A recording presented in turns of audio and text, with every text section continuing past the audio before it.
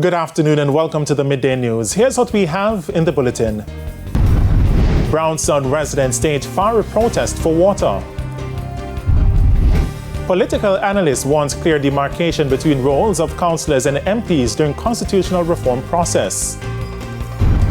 And later in sports, organizing committee hopes for large turnout at Gibson McCook Relays. Thank you for joining us. I'm Shane Masters and here are the details.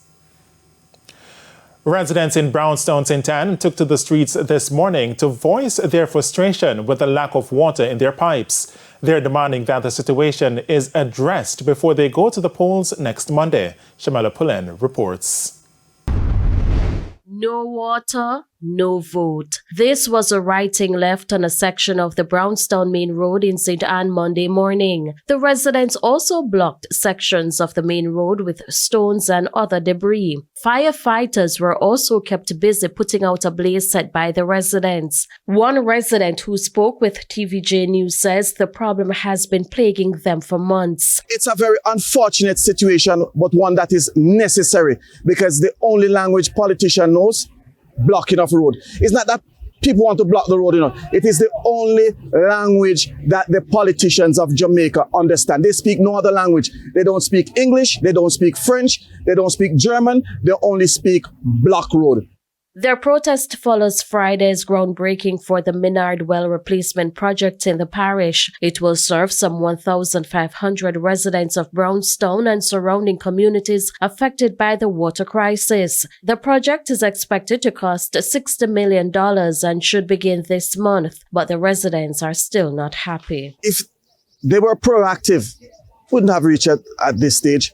Because even if you're breaking ground at this moment, the ground should have been broken long before so that we would continuously have water. And another thing is, they're not trucking water to the affected areas. Not at all. The parish council is making money. They get a lot of money. The St. Anne Parish Council have money, But what do they do with it? We don't know. So the trucking of water to mitigate the drought, as a matter of fact, this is winter. Imagine when it's summer, what's going to happen? Shamala Pullen, TVJ News.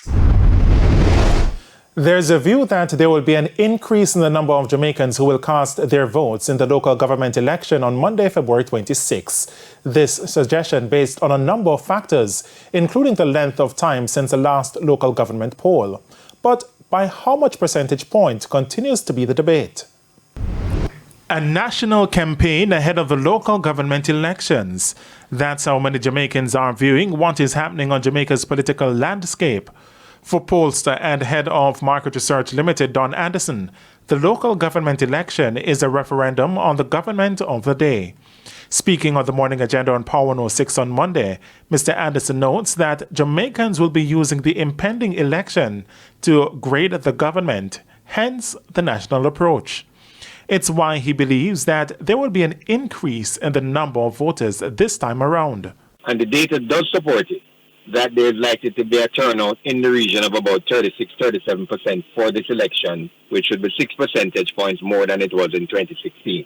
If the government does well in this particular election, we can expect a general election to be held shortly. Right? They may determine that they don't want me to be right, so they hold off. But all the indications are that if they do very well, which is why I make the point that it is being perceived as a referendum of their performance, then we can expect to see a general election probably in the next 4, 5, 6 months from this one.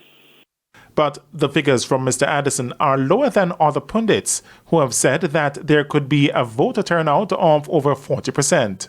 So there's a lot of engagement of the public in terms of the discussion, but several people have made up their minds they're going to vote. And my data does support it.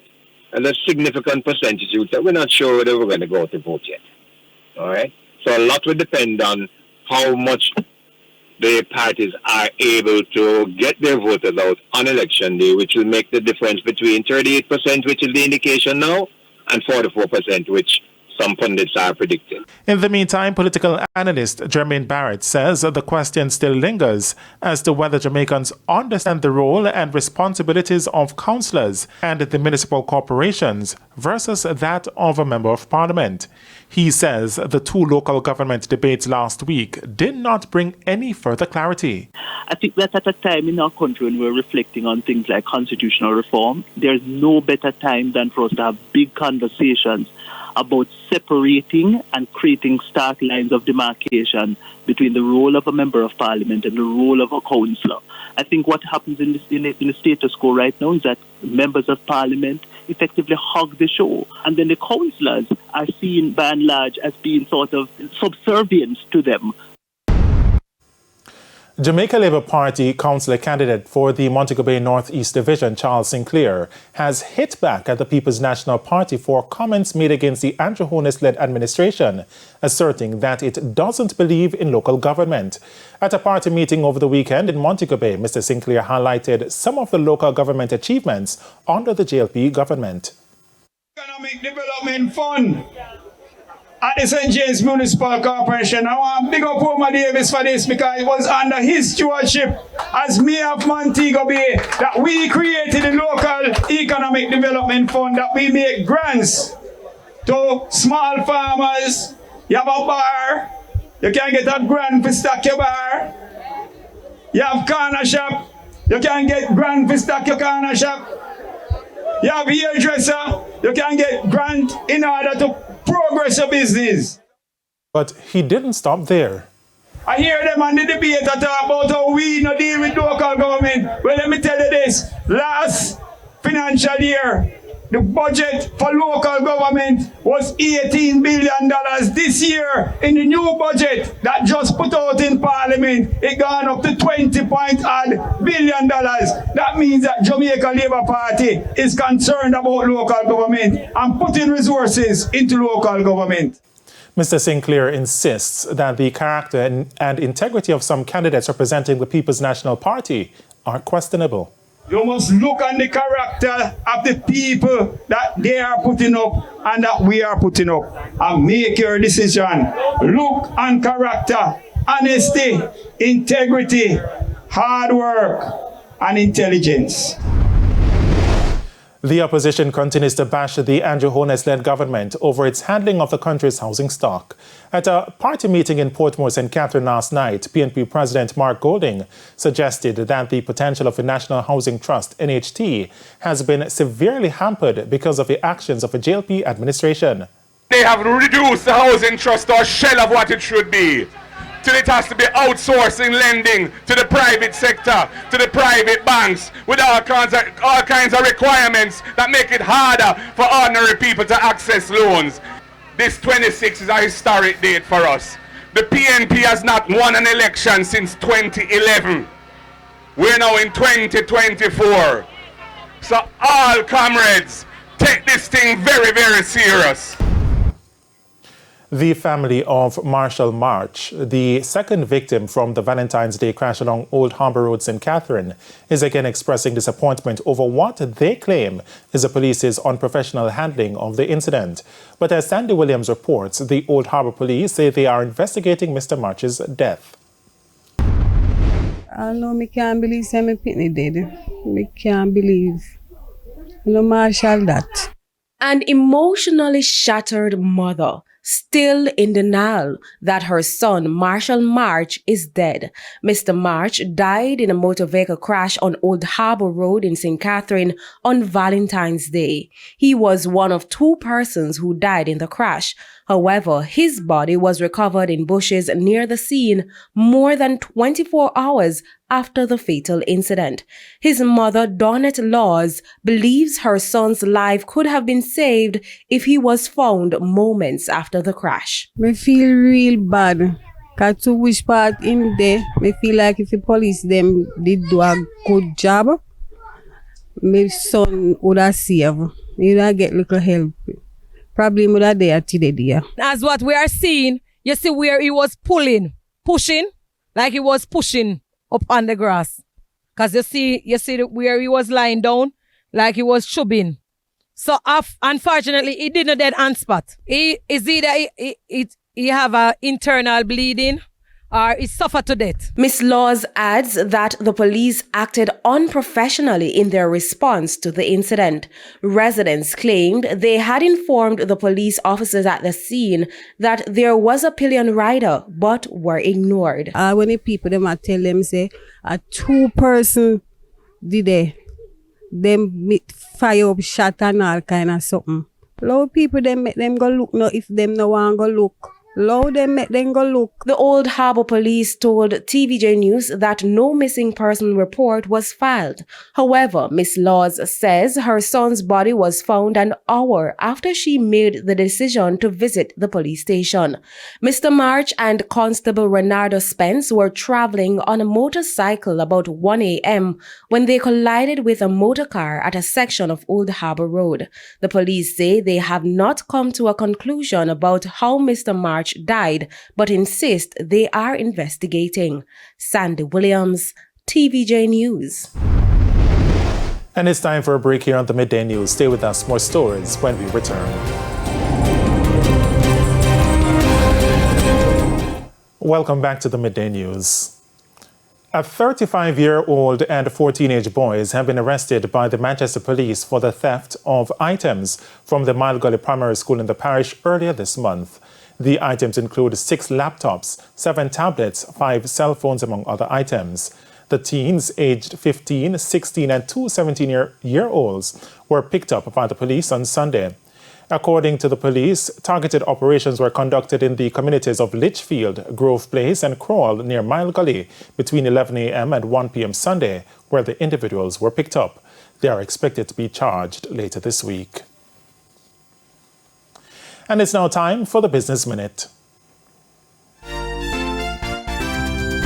More than $14 billion in local securities has been transferred in the reorganization of client assets and the fraud hit Stocks and Securities Limited, SSL.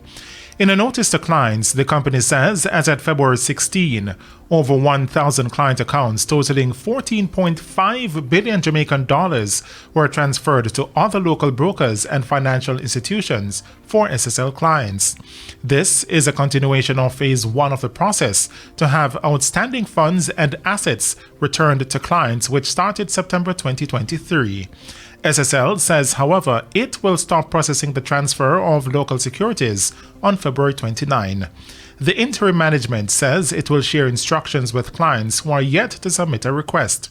As for cash accounts, SSL says 626 million Jamaican dollars has been paid out to over 200 clients as at the 16th of February. Cash transfers will continue to be processed beyond this month. SSL says phase 2 of the compensation process, which involves the transfer of overseas securities, is about to begin. Further afield, the Joe Biden administration may relax its strict vehicle emissions rules it proposed last year. Now, sources say the proposed rule change from the Environmental Protection Agency would delay implementing strict emission standards until after 2023. And that's it for the Business Minute. Time now for the top regional and international stories.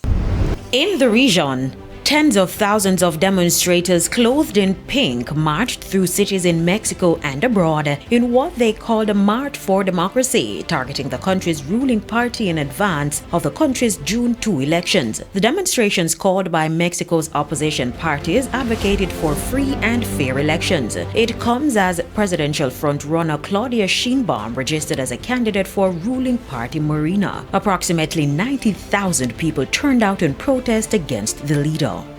The weekend, the Highlands area has long struggled with violence, but these killings are believed to be the worst in years.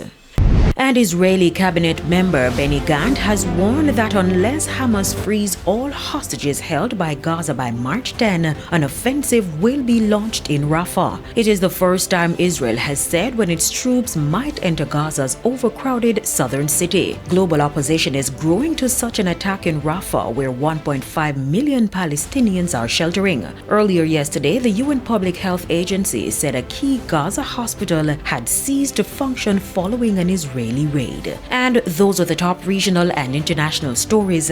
I'm Carrie Simpson. Thanks, Carrie. And we head to a quick break. When we come back, Jordan Ford will have your midday sports report.